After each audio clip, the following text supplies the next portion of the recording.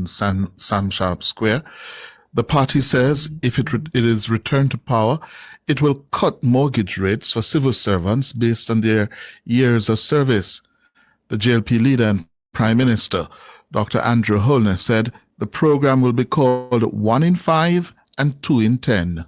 And we will launch a 1 in 5 and a 2 in 10 program so that teachers and nurses and members of the security forces working in the public sector can receive a 1% mortgage interest reduction after 5 years and 2% interest reduction after 10 years. That is on top of the already low interest rates that the NHD gives. That's JLP leader Dr. Andrew Holness. He also reminded the country of the move under the Housing Agency of Jamaica to write off debts of up to $150,000 to allow persons to claim their land titles. And he also mentioned the second phase of the Spark program.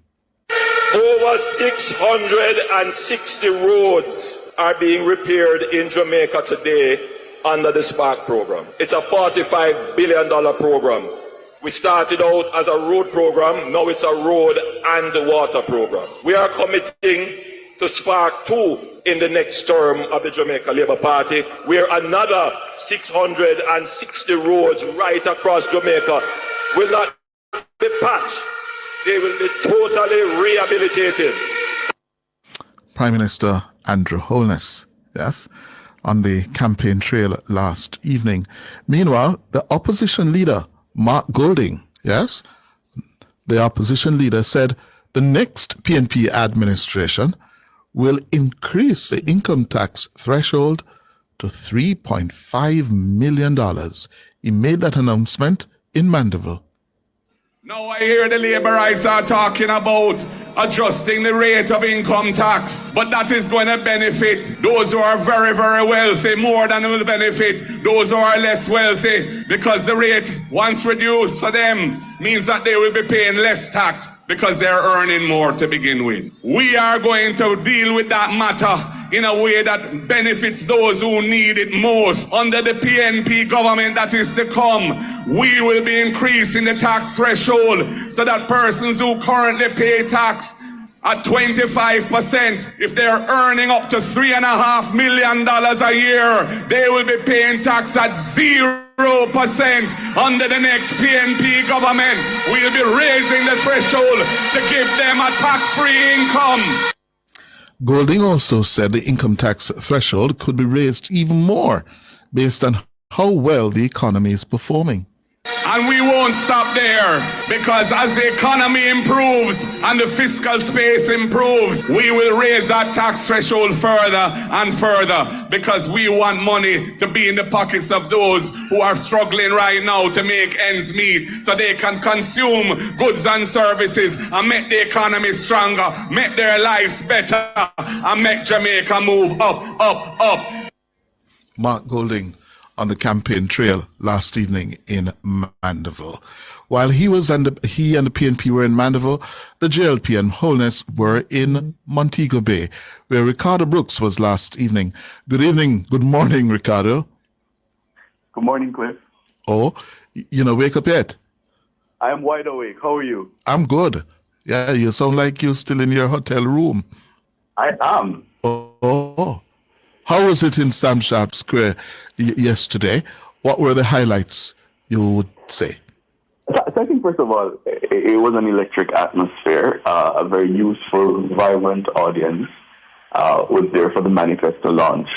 And I think, as far as highlights go, certainly the novel way in which the manifesto was launched, Tamina Johnson-Smith previewing it, Corinthia Morrison leading through the highlights, and then the different spokespersons from the government coming up to preview different parts. That was also a highlight. And then, of course, there's the part where the Prime Minister took on a sort of rock star-like status, where he took off his one PM jacket and threw it into the crowd, and the women went crazy.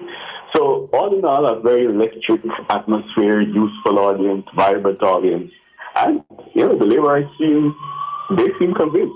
Hold it there first, Ricardo, because for the listeners who may have missed it, we have the video of the Prime Minister taking off his 1 p.m. jacket and throwing it into the crowd. Yeah?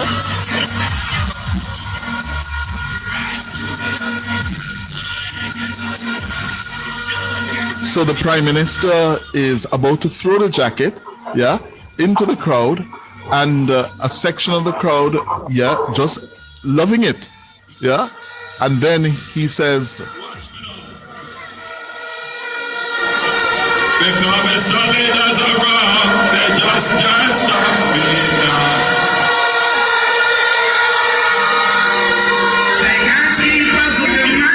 well choreographed. Ricardo Brooks, walk us through that section of the meeting. Right. So he appeared on stage, as he normally does, to fanfare, I believe, the party general secretary was speaking when he arrived. The crowd whipped into a frenzy. They have this anthem now, where the intonation is "Who run the island?" and then the crowd shouts Andrew. He appeared on stage. There was confetti. It didn't feel like a political rally. It felt more like a rock star concert. And then, of course, there was the smoke, the smoke effect. Mm-hmm. And then he took off the jacket. He sort of fanned it to show the 1 p.m. thing that he has been doing. And then the crowd was in a frenzy. And I suppose he was moved by the atmosphere. He reached out into the crowd. And the women went wild. I see there's a picture of a young lady who caught it after much effort. Mm-hmm. And she was wrapped in it. And it's saying how good it smells. So it's how good it smells. Yes. It's almost as if he has taken on rock star dimensions. Yes. And Ricardo, I must tell you, I've been watching, both the Prime Minister, the opposition leader, the campaign trail, captured in these videos from the campaign trail. And in Westmoreland on the weekend, the Prime Minister was able to generate a level of enthusiasm, which surprised me, because this is not supposed to be friendly JLP territory for Andrew Holness. It's Westmoreland.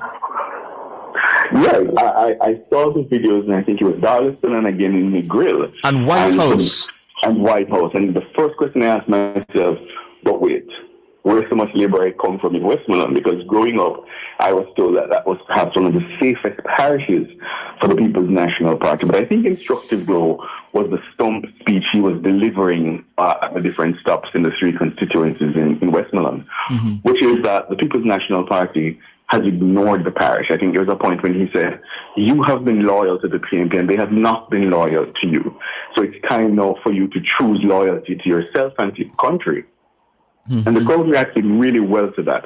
So I think he obviously believes that he's picked up on something, that perhaps the allegiances are shifting, mm-hmm. and he's really playing that up to say it's time now for people to look beyond the partisan consideration and choose the country.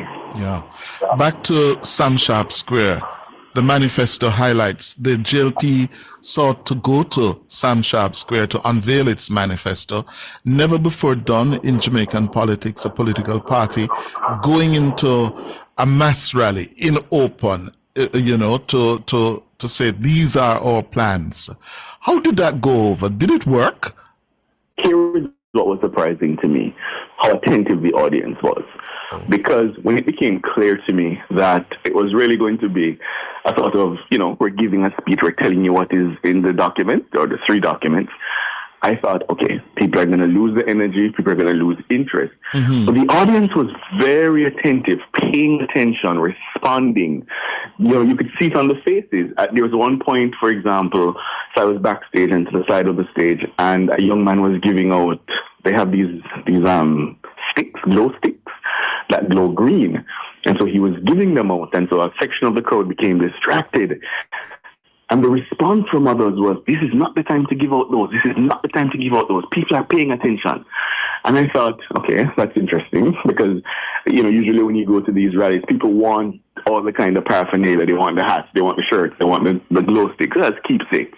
Mm-hmm. But the sections of the audience were telling him, no, not no. we're paying attention. Not now. Hold it. And that was interesting to observe. Yeah. And to the issues of policies now that is contained in the manifesto, the headliner certainly what for you?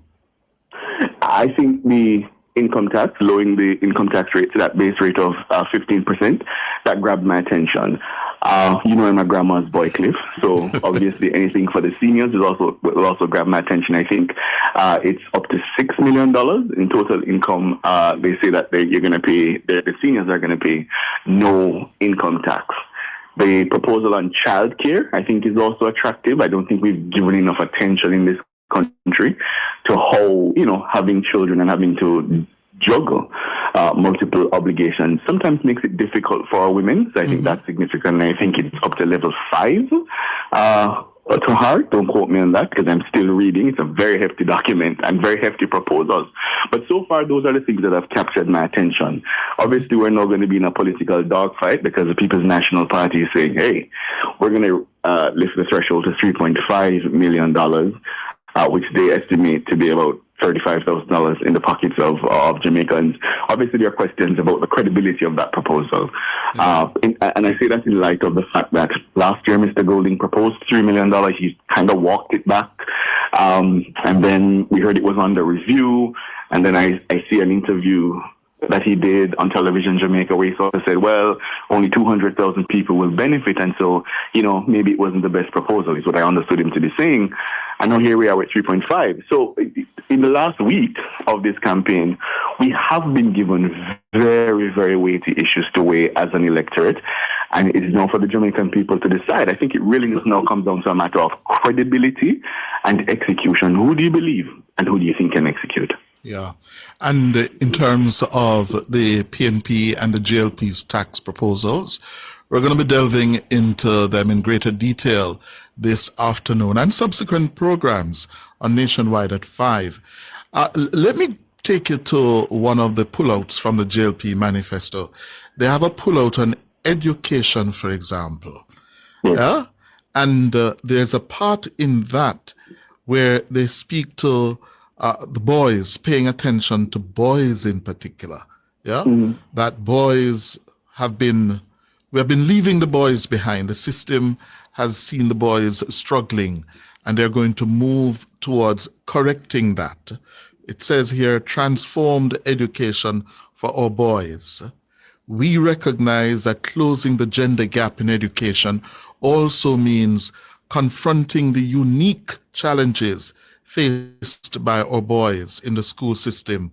Boys are underrepresented in tertiary institutions, more likely to drop out of secondary school. They continue and disproportionately affected by underachievement and behavioral challenges. Addressing this requires targeted, data-driven, and culturally responsive interventions.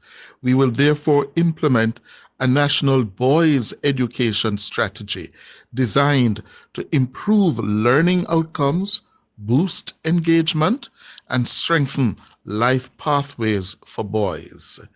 And I thought this was very good because we talk about this problem for a long time, but we have never recognized it as a major political party, the party in government, no recognizing it and committing to do something about it. Yeah.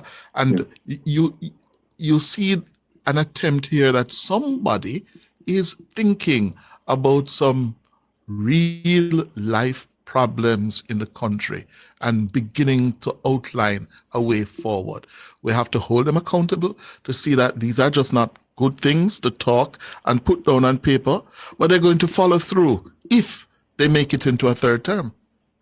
Yeah, I agree. And, I was, as you know, Cliff, one of the people, I was a little bit disgruntled with the delay in the release of the manifesto. I initially, I was saying it was in poor form and I understood them to be saying that, we're going to focus on the achievements because we're giving accountable stewardship. But I also thought the manifesto should have come. But now having gotten the document, and as I say, I'm still reading this, I haven't even touched the education manifesto yet, to be honest. I'm reading the document. First, so far, my sense is that you say somebody, I say a group of people, clearly thought this through, right? I can see the linkages between the different policy areas, right? And where we want to go. I don't get the sense from what I've read so far that it's sort of scattershot, that it's, focused on one area while the other suffer. It does appear to be comprehensive. And as you rightly said, it's now for us to drill down into the details and make sure that there is actually substance behind it. But certainly in terms of a philosophy, a vision, ideation, so far from what I have read, I think 10 out of 10. One final one for parents, especially parents of young children. Brain builder centers.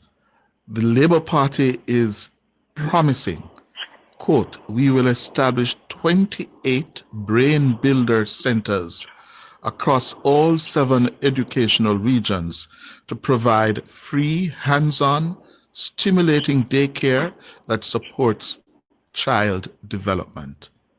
You don't normally see these things in a manifesto. Yeah?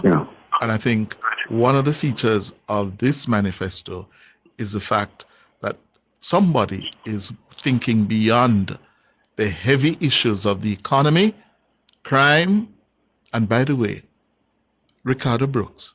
Yes, sir. We had a debate last Saturday on social issues, and there was no mention of crime. I think that was instructive. Very instructive. What does it tell us? Well, it either means that certainly the questioners didn't think it was an issue that required probing, or we're moving into a phase where I'll call it a new normal, where we're getting comfortable with the idea that crime is no longer a hot button political issue because it's under control. Those are my two best guesses. Yeah, I think you're correct. All right, thank you very much, Ricardo Brooks. Travel safely back into Kingston. Huh? I must now leave the comfort of this hotel room to come and do your work. All work. The people's work. See you soon. All right. After the break, your call.